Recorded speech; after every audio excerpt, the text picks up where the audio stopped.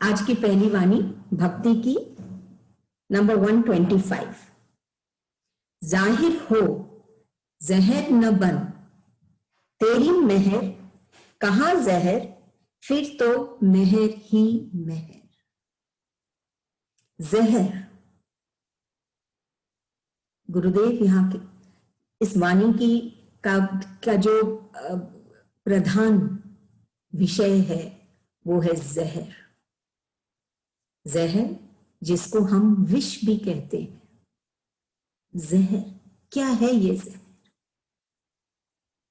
ये ऐसा एक पदार्थ है कि जब हम इसको ग्रहण करते हैं स्थूल में, तो शायद हम जीवित ही नहीं रहते। लेकिन इस जहर से एक बात तुरंत हमारे मन में, हमारे जहन में एक बात आती है, और वो है शिव जी की।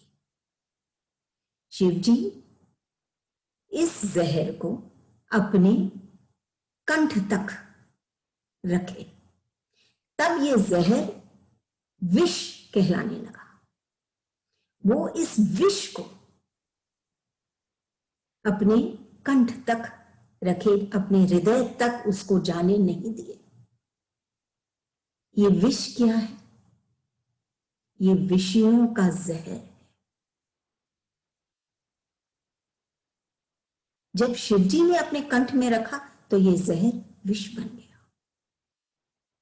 अगर आज हम उससे प्रेरणा लेना चाहते हैं, अगर हमारे अंदर में कहीं भी ये शिव तत्व है, तो फिर हम भी इस विष को, विषयों के विष को हम अपने हृदय तक नहीं उतरने दें। तब हम ये कह सकते हैं कि जीव से हम शिव की ओर हम जाने लगे। संतों का, हमारे गुरुदेव का ऐसी ही उनकी स्थिति थी।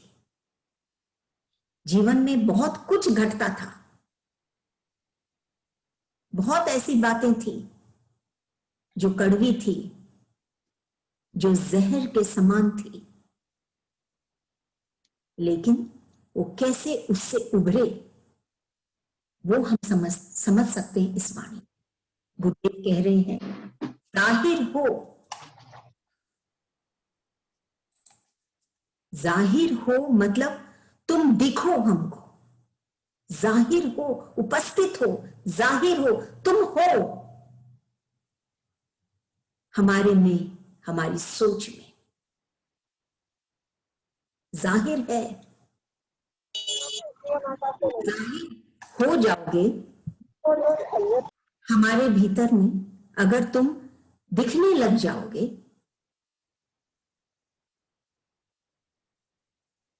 तो हम जी पाएंगे।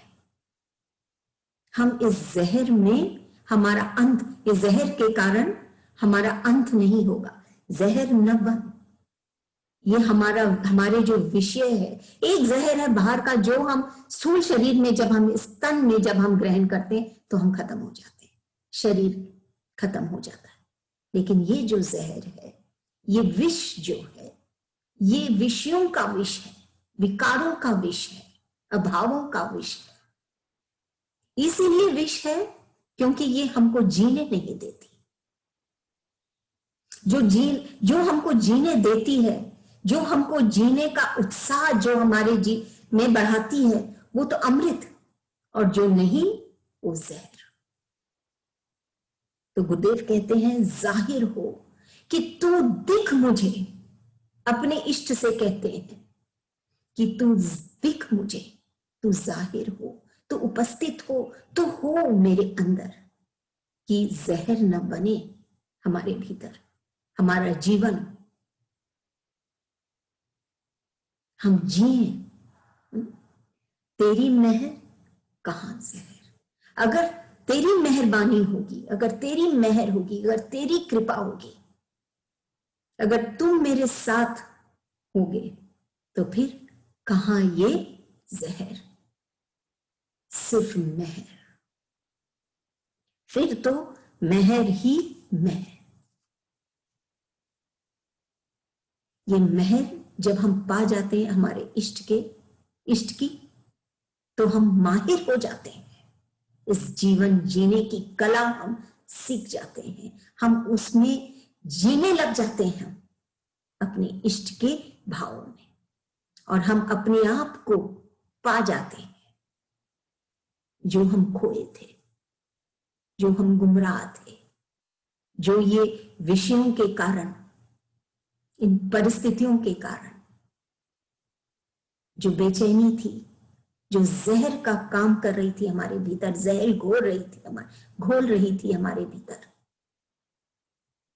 जिससे ये श्वासें तो आ रही थी लेकिन श्वासों में जान नहीं थी।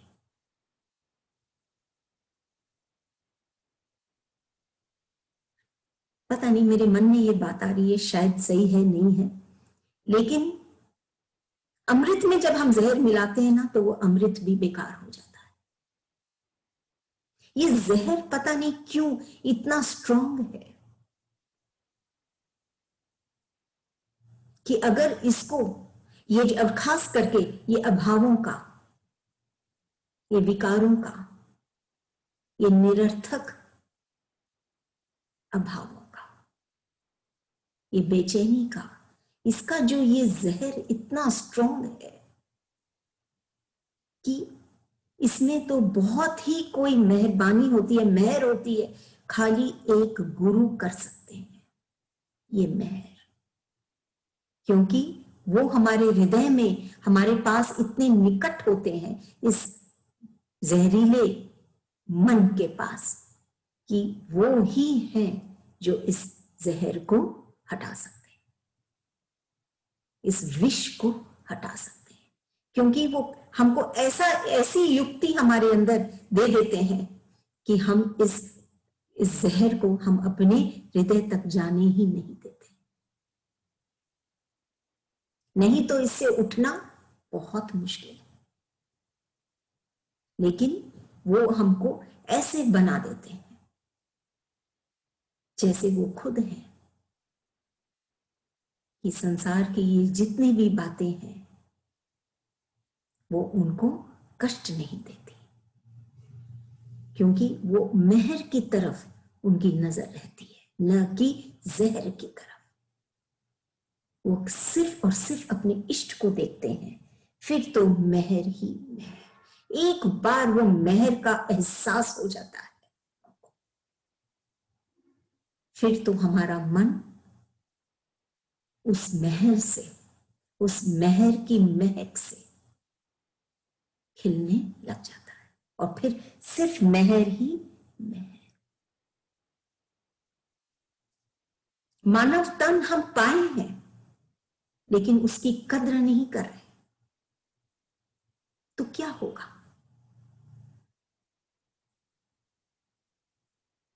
कण कण में आनंद समाया हुआ है, अभिव्याप्त है कण कण में आनंद, लेकिन हम उसको देख ही नहीं पा रहे, हम उसको ग्रहण ही नहीं कर पा रहे इस आनंद को, और हम देख रहे हैं सिर्फ जो संसार में सूर्य ग्रहण और चंद्र ग्रहण की ओर, लेकिन हमारे भीतर में ये जो आनंद है, इसको नहीं ग्रहण करने के कारण, इसमें नहीं समाने के कारण हम इस ग्रहण को हमारे भीतर हम पाते हैं, और ये जहर का रूप ले लेती है। इसीलिए भक्ति की बात है, एक भक्त अपने इष्ट से अनुरोध कर रहा है कि तेरी मेहर हो मुझ पर, तू जाहिर हो, तू दिखे मुझे, तू उपस्थित हो मेरे अंदर, मैं तुझे महसूस करूं कि ये जहर मेरे हृदय तक, मेरे मन तक नहीं उतरे, और मेरा मन खिल के रहे। अगली वाणी है 126। बाबा, बच्चों का स्वभाव तेरा स्वभाव है, तेरा नाम प्रिय क्यों है? दे बल ले बल, हे बालकों के बलदेव, यह तेरी पुकार। गुरुदेव अपने बाबा के लिए कहते हैं, या आप ऐसे भी ले सकते हैं कि एक भक्त अपने इष्ट के लिए कहता है कि हे बाबा, बच्चों का स्वभाव तेरा स्वभाव, बच्चों का स्वभाव।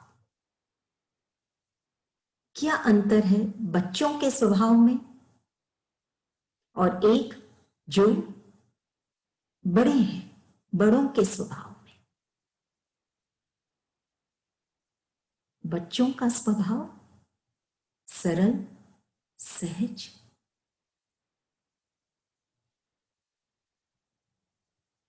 वो अभी उनमें बढ़ने की ताकत है, अभी उनमें प्रगति की तरफ वो बढ़ सकते हैं। बच्चों का स्वभाव, बच्चे अभी उनमें, उनसे हम आशा कर सकते हैं कि वो बड़े होंगे, अभी वो आगे बढ़ेंगे, लेकिन बड़े होने के बाद तो सिर्फ पतन है।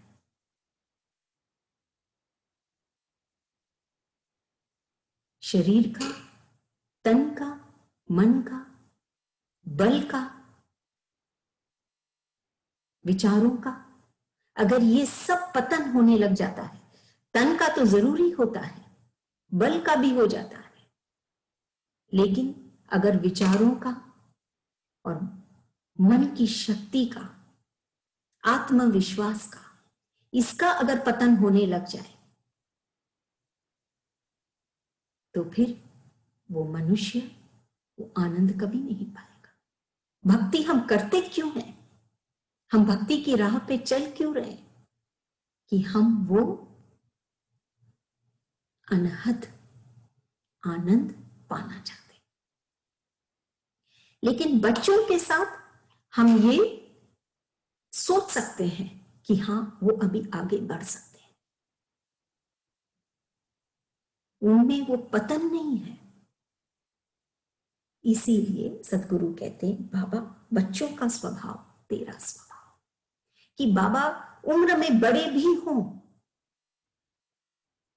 लेकिन उनका स्वभाव, उनका अस्तित्व, उनके भीतर का अंतःकरण, उनकी सोच, उनमें जो बल है वो अभी भी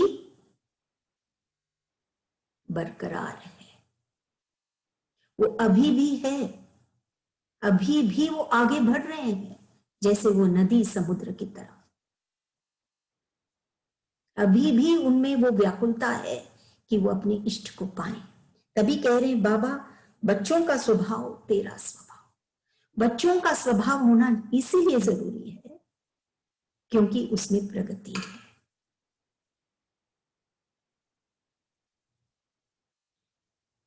और तेरा नाम प्रिय क्यों है?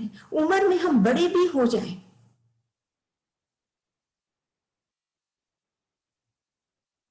तो हमारे सोच में भी उन्नति होनी चाहिए, हमारे बल में भी उन्नति होनी चाहिए, हमारे ये जो गुण हैं हमारे स्वभाव में, शांति, धीरज, क्षमा, ये सब में भी उन्नति होनी चाहिए।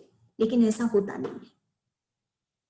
हम जैसे जैसे बड़े होते हैं वैसे वैसे हमारा पतन होने लग जाता है, खास करके हमारे अंतःकरण में।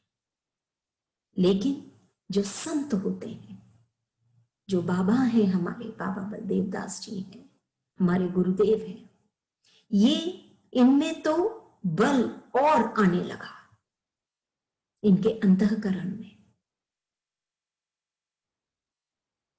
इनका स्वभाव वैसा ही रहा जैसे एक बच्चे का था, सरल और सहज। सरल और सहज होने से वो बहुत इजीली हर परिस्थिति में, हर एक चीज में वो उसी चीज में वो रम जाता है। और जो सख्त होता है, सहज नहीं होता है, वो गरल हो जाता है, उसमें वो शक्ति के कारण वो बह नहीं पाता।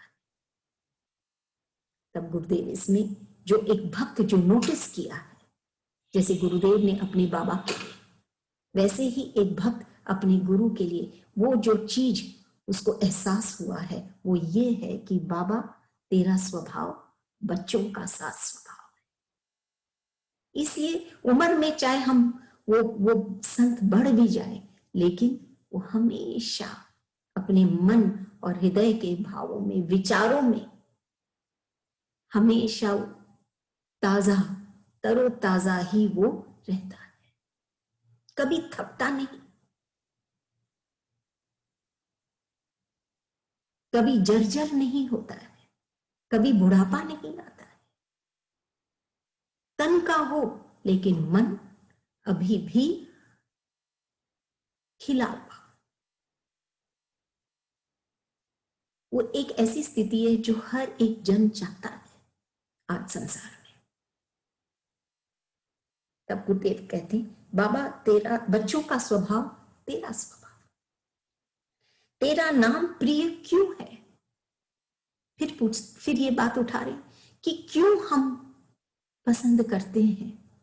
वो अपने इष्ट से पूछ रहे हैं कि तेरा नाम इतना प्रिय क्यों है, क्यों हमको अच्छा लगता है जब हम अपने इष्ट का नाम लेते हैं। ये हम सबका अनुभव है। दुख में जब हम लेते हैं तो कहीं हमको वो बल मिलता है, और सुख में हम जब लेते हैं तो कहीं हमारे अंदर में वो आनंद समा जाता है। हमारा मन बहुत प्रफुल्लित हो जाता है।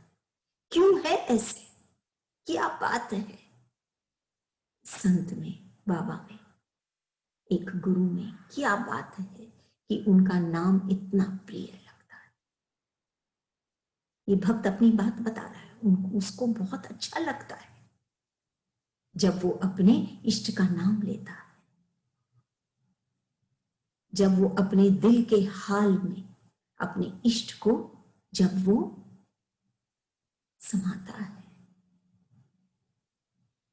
जैसे हम लोग लास्ट टाइम भी चर्चा की थी कि छल में बल तो बहुत है, लेकिन प्रेम में ही हल है। उसको क्यों अच्छा लगता है? क्यों लगता है कि जो भी कुछ आज मेरे साथ बीत रही है, जो भी मेरे दिल की स्थिति है, जो भी मेरे मन का जो भी हाल है, लेकिन तेरा नाम लेकर सब कुछ का हल हो जाएगा। प्रेम में ये बल है कि सब कुछ को वो हल कर सकता है। नहीं तो छल में, देखा देखी में, लोग ऐसे कर रहे हैं तो हम भी करें, इससे हमारा हल नहीं होगा। हो सकता है उसमें बल है, लेकिन हल मतलब कि जो हम पाए हैं उसका हम आनंद ले पाए, तब हम कहेंगे कि हाँ हल हुआ। नहीं तो कोई भी कार्य पूर्ण हुआ, लेकिन उसका अगर हम आनंद नहीं ले पाए तो वो अभी भी अपूर्ण है, वो हल नहीं हुआ। हल तो तभी होगा जब हमारा मन खिल जाएगा, तब कोई भी समस्या, कोई भी चीज, तभी हम कहेंगे कि हल हुआ। तब गुरुदेव कह रहे हैं, तेरा नाम प्रिय क्यों है? ऐसा क्यों है कि जब मैं तुझे याद करता हूं तो मुझे बहुत अच्छा लगता है। मतलब हल हो जाता है हर चीज का। ये जो मन में जो दुखी है, जिसमें घाव है, जिसमें पीड़ा है, वो मन नाम लेते ही जैसे एक मलहम लगा देते हैं हमारे इष्ट, हमारे हृदय पर, हमारे मन में, और सब हल हो जाता है। सब कुछ अंतःकरण एकदम सुंदर हो जाता है। वो घाव नहीं रहता, वो बेचैनी नहीं रहती, हल हो जाता है। तो क्यों ऐसी क्या बात है तेरे नाम में कि मुझे इतना प्रिय लगता है?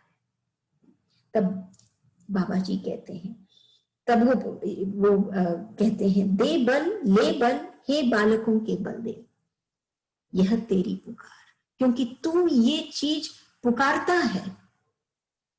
बाबा जी कहते हैं अपने भक्तों को, क्योंकि तू ऐसा तू कहता है कि दे बल ले बल हे बालकों के बल दे, कि तू मुझे कहता है कि ले दे बल मुझे। प्रिय क्यों लगता है? क्योंकि तुम ये बात कह रहे हो मुझसे, दे बल और ले बल। मेरे पास भी बल है, लेकिन मेरा बल अभी उतना बलवान नहीं है। एक एक क्षण में ये बल क्षय हो जाता है, ये बल खत्म हो जाता है। कब हो जाएगा पता नहीं। तब वो भक्त कहता है कि ले बल, तू तेरा बल मुझे दे, और मेरा ये जो छोटा सा ये जो बल है क्षणिक,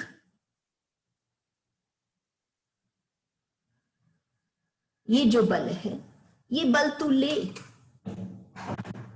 और मुझे तू बल दे, कि ये जो बल है जो कब ये खत्म हो जाएगा ये हमको पता नहीं, और फिर हम वही उसी स्थिति में आ जाएंगे, बेचैनी वाली, पता नहीं। इसीलिए वो भक्त पुकारता है कि तू मुझे बल दे और तू मेरा ये बल ले ले, जो कोई काम का नहीं, जो मुझे शाश्वत बल नहीं प्रदान कर सकता है। ऐसे बल का मैं क्या करूंगा? तू मुझे बल दे, हे बालकों के बल दे। ऐसे संबोधन करता है वो भक्त कि तुम बालकों के बलदेव हो, क्योंकि एक बालक को ये बल चाहिए, उसको तन के लिए भी, उसके तन के लिए भी पौष्टिक आहार चाहिए कि वो तन बढ़ सके।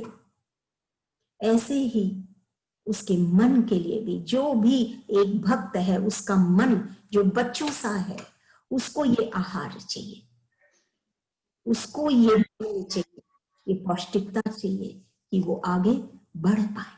तब वो अपने इष्ट से कहता है कि दे बल ले बल, हे बालकों के बलदेव। तुम बालकों के बलदेव हो, तुम उनके बलदेव हो, बल देने वाले बलदेव हो, गुरु हो, इष्ट हो, प्रेमी हो। जैसे गुरु जी के बाबा बलदेव दास उनके इष्ट थे, सब कुछ बाबा जी थे। तो वो बालकों के, कि ऐसे भक्तों के जो इस आनंद को पाना चाहते हैं, जो उम्र में बड़े हो चाहे, लेकिन जिनका हृदय एक बालक के जैसे सरल और सहज, क्योंकि उसको पता नहीं, वो आगे में भी हाथ डाल देता है, लेकिन फर्क ये है कि उसको डर भय कोई चीज का उसको जानता ही नहीं है, क्योंकि उसको पता है कि उसकी मां उसकी रक्षा करेगी। जब वो उछालते हैं उसको आनंद आता है, उसको पता है कि उसकी मां उसको पकड़ लेगी। ऐसे ही ऐसा हृदय है एक भक्त का कि उसके अंदर भय नहीं कुछ, उसको पता है उसका गुरु, उसका इष्ट उसको संभाल ही लेगा। तभी बाबा जी कहते, ये भक्त पुकार रहा है, हे बेबल ले बल, हे बालकों के बलदेव, तेरी यह पुकार। और ये बात कह रहे हैं बाबा जी कि तू ऐसे मुझे पुकारता है, ये तेरी पुकार है, तेरी पुकार मेरी तरफ कि तू मुझे बल दे, हे बालकों के बल दे, इसलिए तुझे मैं प्रिय लगता हूं, क्योंकि तेरे मन में वो बात है कि तुझे ये बल अपने इष्ट से ही मिलेगा, इसीलिए इष्ट प्रिय है तुम्हारे लिए।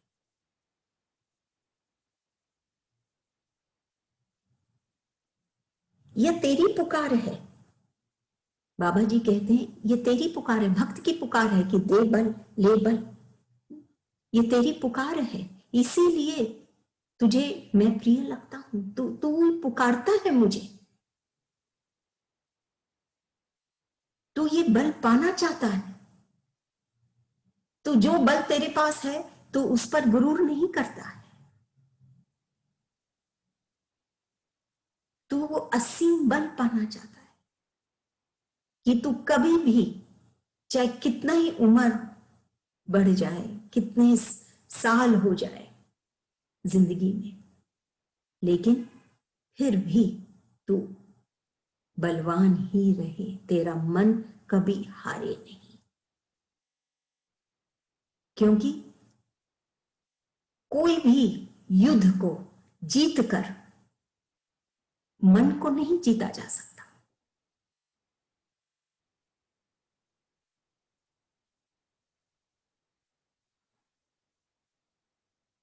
युद्ध तो जीत लिए, लेकिन मन को जीतना, और मन को हार कर भी कोई युद्ध नहीं जीता जा सकता। देखिए ये मन बहुत निराली है।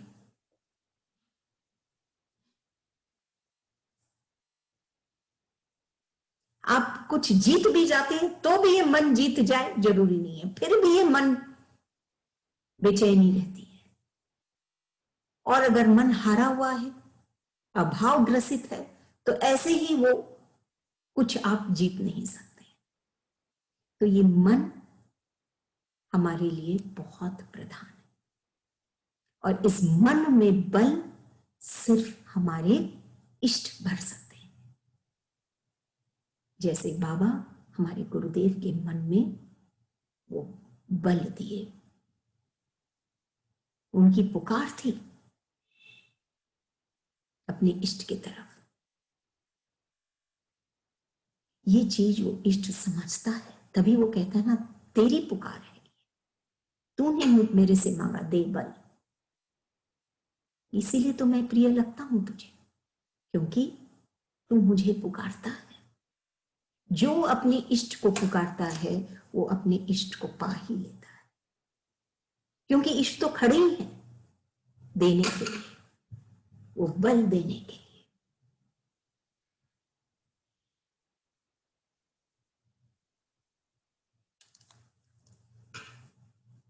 उनकी फाइल तो वो हृदय तक है, जो सबसे इंपॉर्टेंट फाइल है हमारे जीवन को चलाने में। सबसे ज्यादा जो महत्वपूर्ण है वो है हमारा मन, हृदय। वहीं से सारे विचार उठते हैं, वहीं से सब कुछ होता है। बिना मन के हम एक कदम भी नहीं चल सकते। और ये जो पोर्टफोलियो है मन का, ये कंप्लीटली हमारे गुरु के हाथ में। उसको कैसे चलाना, उसके लिए क्या करना, बस शर्त हम पुकारें कि दे बल। हे बालकों के बलदेव, तू मुझे दे बल कि मैं बालक बना रहा हूं, मैं सहज बना रहा हूं, कठिन परिस्थितियों में भी मैं सहज रहूं। जैसे हम देखते हैं योगा में कठिन कठिन करते हैं एक्सरसाइजेस, कभी हाथ नीचे पांव ऊपर, और उसमें वो सहज होते हैं। ये तो तन की बात है। और मन भी जब बहुत कठिन परिस्थिति आती है उसमें भी सहज रह सकती है। तो वो अपने इष्ट से यही चीज की अनुरोध करता है। नहीं तो सरलता में भी, सहजता में भी जो चीज सरल है उसको भी हम कॉम्प्लिकेट कर देते हमारी सोच और विचार से। जो आसान है उसको भी हम मुश्किल कर देते। लेकिन यहां इस वाणी में हमको गुरुदेव कह रहे हैं कि हमको तू ऐसा बल दे कि मैं जीवन के अंत तक मैं सहज रहूं, बच्चों जैसा, कि मुझे कोई चीज निश्चिंत रहूं कि तू है ना। इसके बाद की वाणी है 127 भक्ति की। क्यों कथा मैं थका। ये सुन सुनकर वो भक्त थक गया है। कथाएं, बातें, पुस्तकों में, प्रवचनों में, लोगों से, सब कुछ। अब वो थक गया है। वो क्या चाहता है? वो इन बातों का जो मेन कैरेक्टर है, अगर हम गीता की बात करें तो कृष्ण है, रामायण की बात करें तो राम है, या जो भी जो उसका जो अहम भूमिका जो निभा रहा है इन ग्रंथों में, इन पुस्तकों में, वो उससे मिलना चाहता है वो भक्त। तभी बोल रहे हैं कि खाली कथा सुन सुनकर मैं थक गया हूं। जिसमें कथा सुनकर उसको थकना नहीं चाहिए, उसको तो वो तो आनंद पाए तब बात बने, लेकिन वो थक जाता है। इसीलिए वो अपने इष्ट की तरफ मुड़ता है और अपने इष्ट से कहता है, अपने गुरु से कहता है कि मैं ये कथा वगैरह सुनकर मैं थक गया हूं। क्योंकि वो जानता है कि वो जो इष्ट है, जो गुरु है, वो उसी में वो बल है कि वो इस भक्त को ईश्वर से मिला सकते हैं। और ईश्वर कौन है जिससे वो मिलाते हैं? हम सब जानते हैं ईश्वर हमारे अंदर है। हर एक कृति यहां जो हम देखते हैं, हर एक के अंदर वो ईश्वर है। वो ईश्वर का ही अंश है। ईश्वर हर एक में है, हर हरे पत्ते में वो है, हर रंग फूल में है, हर एक जगह वो है, व्याप्त है, सर्वव्यापी है। सब कुछ हम जानते हैं, लेकिन क्या हम उनसे मिले हैं? अगर वो सर्वव्यापी है तो हम क्यों नहीं मिले उनसे? हमको क्यों नहीं दिखते वो? कहीं तो कोई बात सही नहीं है। अगर वो सब जगह है, हर एक के अंदर है, और सबसे इंपॉर्टेंट हमारे अंदर भी है, यही तो सब कथा है, यही सब हम सुनते रहते हैं। लेकिन क्या हम उनसे मिले हैं? ये भी सुने वो सब सर्वव्यापी है, सबके अंदर है, और ये भी सुने कि वो असीम है, वो अलग है, वो विशेष है। और कौन बना सकता है ऐसी दुनिया? कौन रचा सकता है ऐसी दुनिया?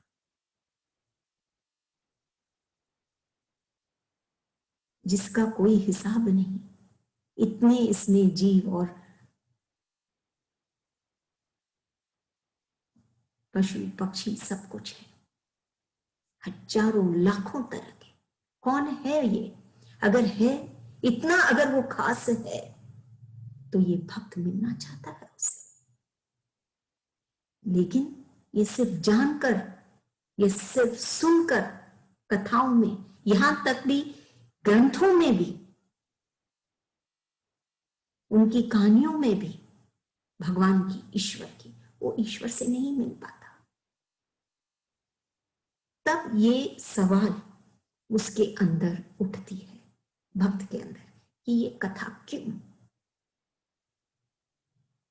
इतने विशेष हैं ये ईश्वर, एक ही है ये ईश्वर।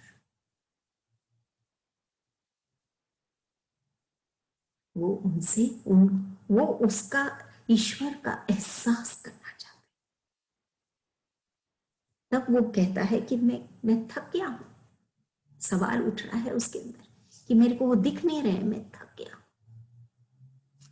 लेकिन सिर्फ एक जन है, तब वो अपने गुरु से कहता है, अब संत से कहता है कि खाली वो ही है जो हमको ये ईश्वर से मिला सकते, ये ईश्वर का अनुभव करा सकते हैं। क्यों? क्योंकि वो खुद किए, वो खुद ये सब विषयों से, विकारों से उठकर वो इष्ट को देख पाए, महसूस कर पाए, जान पाए, जी पाए। इसीलिए सिर्फ वो है जो हमको कण कण में उस ईश्वर को दिखा सकते हैं। कण कण में मतलब हर परिस्थिति में, हर ऊंची नीची परिस्थिति में, हर समय हमको वो ईश्वर दिखे, वो आनंद दिखे।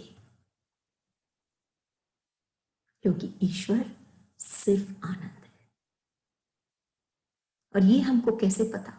क्योंकि जिसमें वो रम जाते हैं, चाहे वो फूल हो, चाहे वो पेड़ हो, चाहे वो पत्ते हो, चाहे वो मनुष्य हो, चाहे वो और कोई जीव, पशु पक्षी हो, वो आनंद है। इसीलिए क्योंकि हम देखते हैं कि उसकी अभिव्यक्ति होती है, वो बढ़ता है, वो खिलता है।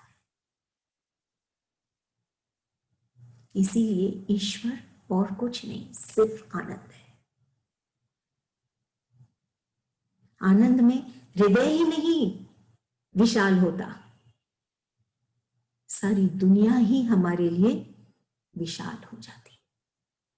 जो अभी तक हमको संकीर्ण और हमको लगता था कि दुनिया बहुत अच्छी नहीं है, लास्ट टाइम की वाणी थी ना कि उदासी, ये दुनिया सिर्फ उदास भरी है, और इस चीज से वो उठ जाता है। तो ईश्वर उसके अंदर, उसको जो महसूस होता है ईश्वर का, तो वो क्या महसूस करता है? आनंद महसूस करता है। तो ईश्वर आनंद है। तब कहते हैं, वो भक्त कहता है कि क्यों ये कथा, सिर्फ कथाओं से, जानकारी से, जानने से, सुनने से हम इस आनंद से नहीं मिल पाए।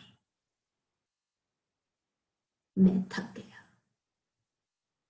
मुझे एक ऐसे संत के पास, संत के शरण चरण में जब वो बैठेगा तभी वो पाएगा। इसीलिए वो अपने इष्ट से कहता है कि क्यों ये कथा, मैं थक गया, मुझे तेरी मोद, तेरी गोद चाहिए कि मैं ईश्वर को पा सकूं। नेक्स्ट वाणी है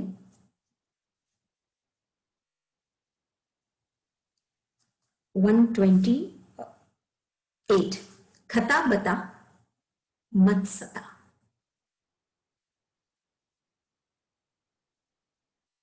अभी अभी वो अपने इष्ट से कह चुका है कि मैं थक गया हूं खाली बातें सुनकर, कथाएं सुनकर, मैं कुछ पाया तो नहीं, मेरी स्थिति अभी भी वैसी बनी हुई है।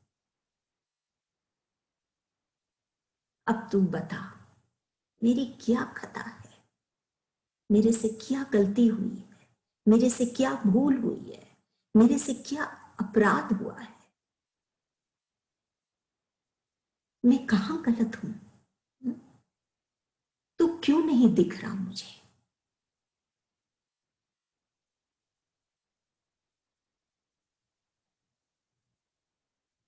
संत तो है, लेकिन एक भक्त को, संत को पाने के लिए देखिए व्याकुलता, इतना आसान नहीं। भक्ति भी इतनी सस्ती नहीं। खता बता, तू बता मेरे से क्या गलती हुई है, मत सता। ईश्वर हर एक पक्षी को भी उसकी खुराक देता है, चाहे दाने हो चाहे जो भी हो, लेकिन उसको उसकी नेस्ट में, घोंसले में नहीं डालता। वो चिड़िया को खोजना पड़ता है, परिश्रम करना पड़ता है, फिर उसको वो दाने मिलते हैं। तो खता पता मेरे से क्या गलती हो रही, कहीं ना कहीं मैं गलत हूं, मैं नहीं कर रहा हूं जो मुझे करना चाहिए, मुझे मत सता। वो जिस दिन खाली हो जाएगा, जिस दिन उसके मन में ये अभाव नहीं रहेगा कि वो दूर है, वो उसको अति समीप पाएगा।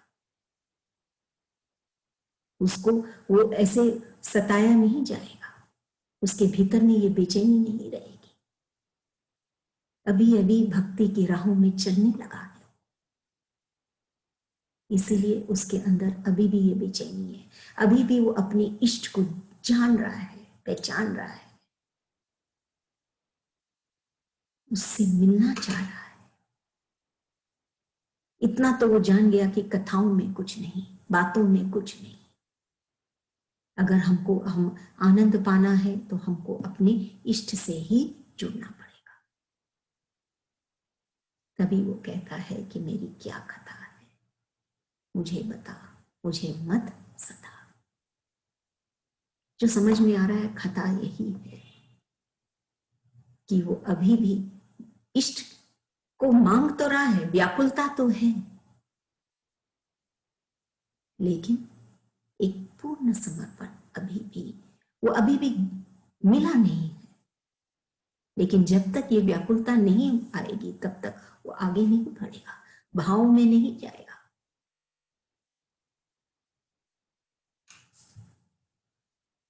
इसीलिए खता बता मत सता, तू मुझे बता। क्या लगता है आपको संत क्या कहेंगे उसे, कि क्या खता है उसकी?